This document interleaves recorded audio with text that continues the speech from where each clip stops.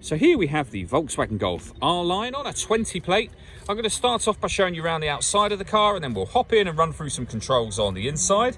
But from the outside, you can see it's a 5-door car with alloy wheels and tinted windows.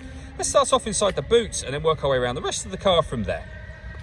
As we approach the boot, you can see we have reversing sensors, plenty of boot space as well, along with that 60/40 split folding rear seat should you wish to increase this space even further. And then underneath this tray section, a space saver spare wheel. Okay, so we're just going to work our way back round to the front of the car, and then we'll hop in and run through some controls on the inside. But now that we've done a full circle of it, you can see it's in excellent condition the whole way round. Just briefly before we climb in, I think it's well worth seeing the interior from this exterior point of view. There's plenty to run through on the dashboard, so let's hop in and we'll do that now. Okay, now that we're inside the car, we're going to start with the dials. On the left-hand side, we have the Rev Counter, and on the right-hand side, the speedometer and fuel gauge. In the middle, you can see the total miles for the car, which are 3,123. Above that, we have a digital readout for the speedometer. You can change the information that's displayed there by using buttons on the steering wheel. We're on the driving data menu at the moment. There are other menus available: assist systems, navigation, audio, your telephone, vehicle status, and then back to the menu that we started on a moment ago. If we back out to the steering wheel, the buttons I was using just a moment ago are over here. We've also got stereo controls over there, which continue on the left-hand side here. We have cruise control. Once you set cruise control, this car is able to maintain its own distance between itself and the car in front, both speeding up and slowing down automatically. We've got a video showing how that works on our website and also on our YouTube channel.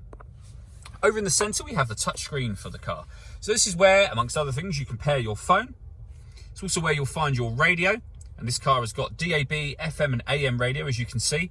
And if you want to listen to your own music, you can do. There are plenty of ways of doing that, and they include Bluetooth audio. So once you pair your phone, not only can you make and receive phone calls, you'll also be able to stream your music wirelessly as well. We've got satellite navigation. There's a video showing that how that works on our website and YouTube channel. Below that, we have dual zone climate control. So you can adjust the passenger and driver temperatures. You can increase and decrease the fan speed and determine where you'd like the air to be diverted once it enters the car. When you're happy with those settings, you can turn the air conditioning on and off from here, or hit auto and the car will take control of the fan speed and the direction of the air to maintain the temperatures you've asked for. You can override that whenever you wish to. This car's also got heated driver and passenger seats, both with 3 different heat settings on each.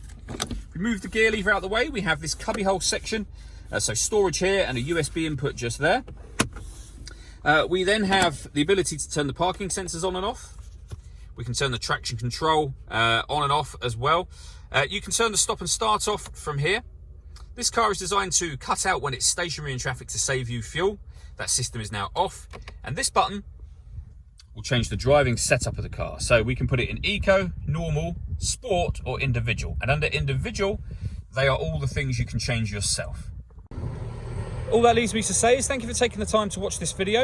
If you'd like to come to see the car in person and have a test drive, please feel free to call any of our MJA sites. We'd love to hear from you soon.